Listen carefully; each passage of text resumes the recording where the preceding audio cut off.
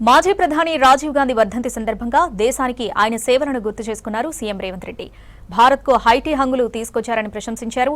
Hyderabad secretariat ఎదురుగా ఉన్న రాజీవ్ విగ్రహానికి సీఎం పూలమాలలు వేసి నివాళులర్పిస్తున్నారు.